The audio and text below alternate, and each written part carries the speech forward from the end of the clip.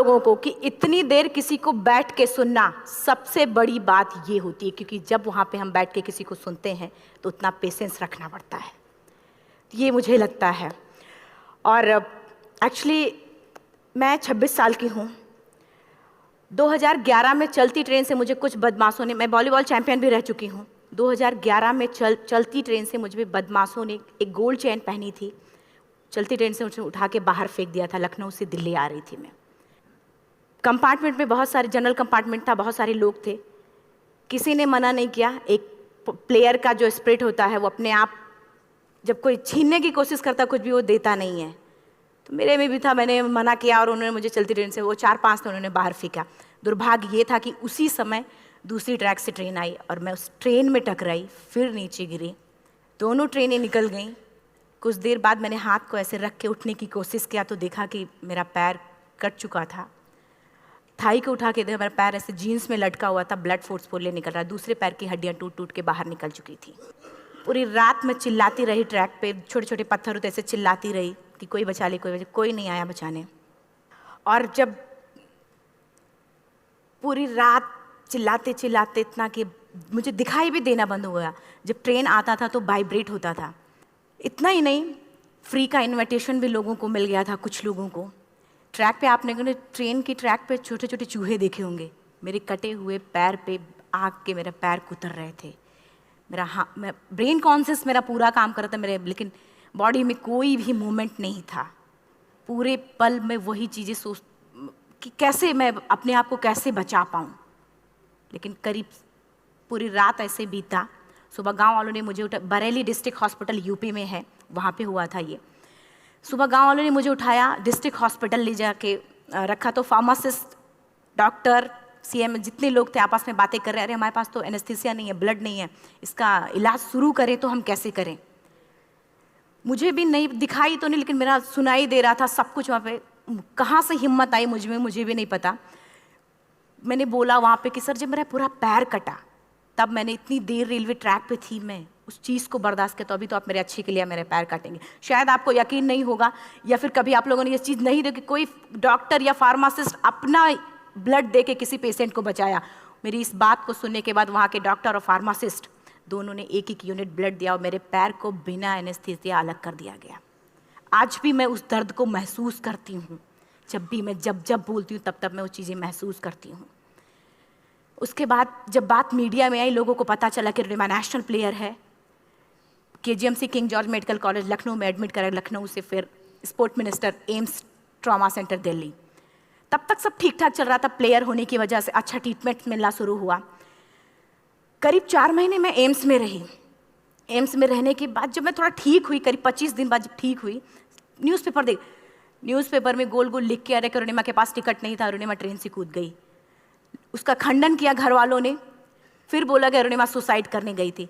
जिस लड़की का शरीर का एक अंग कट चुका, पूरी जिंदगी का पता नहीं कि व्हील चेयर है, बैसाखी या पता, यहाँ तक कि मेरे स्पाइन में 3 फ्रैक्चर था, मुझे ये भी नहीं पता था कि मैं बेड से उठ भी पाऊंगी कि नहीं। अंदाजा लगाया जा सकता, सिर्फ अंदाजा लगाया जा सकता है कि उसकी दिलो दिमाग पे क्या चल रहा होगा, उस परिवार की क्या स्थिति रही होगी जब जिस परिवार की एक यंग एज लड़की का इस तरीके का सिचुएशन हुआ हो। फिर भी कहते हैं कि जहाँ चाह होती वहाँ राह मिली जाती है। एम्स के हॉस्पिटल के बेड पे मैंने डिसाइड किया, क्योंकि अपनी बातें हम चिल्ला चिल्ला के करें, वो सिस्टम की इतनी हाई लेवल की बातें हो रही थी कि हम एक मध्यम वर्गीय फैमिली से थे, हम अपनी बातें चिल्ला चिल्ला के कह रहे थे, लेकिन कोई नहीं सुन रहा था। लेकिन कहते हैं मैंने अपने दिल, दिमाग, अंतरात्मा से ये चीज़ सोच लिया कि ठीक है, आज आपका दिन है, जितना चाहो बोल लो, एक दिन तो मेरा दिन आने वाला, मैं प्रूफ कर दूंगी कि मैं क्या हूँ, मैं क्या थी, ये मैं प्रूफ कर दूंगी। हॉस्पिटल के बेड पे डिसाइड किया वॉलीबॉल लाइफ का सबसे टफ गेम करना है, तब मैंने माउंटेनिंग चुना। जब मैंने माउंटेनिंग कहने और करने में बहुत फ़र्क होता है। जब मैंने माउंटेनिंग की बात सोची और लोगों के सामने, सबसे बड़ी चीज़ थी सही गाइडेंस में ट्रेनिंग लेना, दूसरा स्पॉन्सरशिप। इतना बड़ा एक साथ तो मैंने 40 से 50 लाख मैंने वाकई में कभी नहीं देखे थे पहले। मेरे लिए बहुत बड़ी चीज़ थी वो इकट्ठा कर पाना। जब मैंने लोगों के सामने रखा कि मैं माउंटेनिंग करना चाहती हूँ, एवरेस्ट के लिए मुझे ट्राई करना है, हर किसी ने मुझे बोला कि क्या है, पागल हो चुकी हो क्या, तुम्हारा दिमाग खराब हो चुका, तुम कभी नहीं कर सकती माउंटेनिंग। एक पैर आर्टिफिशियल है, दूसरे में रॉड है, और तुम्हारा दिमाग खराब है, स्पाइन में भी फ्रैक्चर है, तुम पागल होगे, चुपचाप कोई नौकरी करो, जीवन यापन करो। क्योंकि लोगों का सबसे बड़ा प्रॉब्लम ये होता, लोग फिजिकल देखते, पैरों को मेरी अंतरात्मा में क्या चल रहा था वो तो किसी को पता ही नहीं था। मुझे लगता है कि आज यहाँ पे मैं भी सुबह से देख रही हूँ, इतने अच्छी अच्छी चीज़ें मैंने सीखी यहाँ पे। बहुत बड़े बड़े स्पीकर को शायद आप लोगों ने भी सुना, आज मैं भी आपको यहाँ पे कि चाहे जितना मोटिवेट करूँ, चाहे जितना चीज़ें मैं बताऊँ, लेकिन मुझे लगता है सबसे बड़ा मोटिवेटर कौन होता, आप खुद। जिस दिन किसी भी लक्ष्य के प्रति आपकी अंतरात्मा जाग गई, आपको कोई नहीं रोक सकता उस लक्ष्य को पाने में। ये मैं किताब से बातें नहीं बोल रही हूँ, ये मैं एक एक पल मैंने वो, ये मैं कोई भी किताब की बातें नहीं, एक एक पल आज जो मेरा 26 साल का एक्सपीरियंस है वो मैं बता रही हूँ सिर्फ आपको। उसके बाद किसी तरीके से मैनेज किया मैंने। भाई साहब, मेरा परिवार मेरा बैकबोन था। परिवार ने मुझे, भाई साहब ने मुझे कहा कि मैडम बछेंद्री पाल जिन्होंने 1984 में एवरेस्ट समिट किया, उनसे मिलते हैं, वो ज़रूर कुछ ना कुछ करेंगे। हॉस्पिटल से निकलने के बाद मेरे राइट लेग में स्टिचेस लगी थी। मैंने डायरेक्टली घर जाने की बजाय, जब लोग ये सोचते हैं कि मुझे अपना जीवन यापन कैसे करना है, जब लोग ये सोचते हैं कि मुझे अपनी ज़िंदगी के, मेरे दिमाग में सिर्फ 2 चीज़ें चल रही थी, मुझे इनका जवाब कैसे देना है और एवरेस्ट समिट कैसे करना है।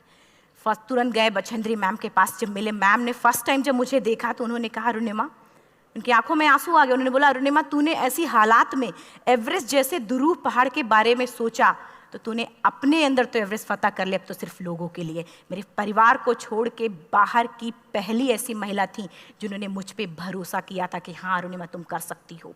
मेरे लिए वही बहुत बड़ी चीज़ थी। प्लानिंग भी कर ली, मैम भी मिल गई, सब हो गया। लेकिन जब उतरते हैं फील्ड में तब पता चलता कि हम क्या हैं। रोड हेड से मैं पहुंच गई। मैडम ने कहा कि ठीक है, तुम्हारे कहने, तुम्हारे सोचने से कुछ नहीं होगा अरुणिमा, प्रूफ करो कि कर सकती हो। मैंने कहा बस एक मौका चाहिए मुझे। वाकई में जब मैं माउंटेन में पहुंची, रोड हेड से बेस कैंप लोगों को 2 मिनट लगता था, मुझे 3-3 घंटे लगते थे, क्योंकि मेरे राइट लेग की हड्डियां भी नहीं जुड़ी थी। लेफ्ट मेरा आर्टिफिशियल लग चुका था, लेकिन स्टंप एकदम रेड, उसका मतलब घाव एकदम नए थे। मैं अगर पैर रखती थी तो मेरे पैर से जोर से अगर दबा देती थी तो पैर से मेरे ब्लड आने लगता था। सारे लोग नॉर्मल थे वहाँ पे।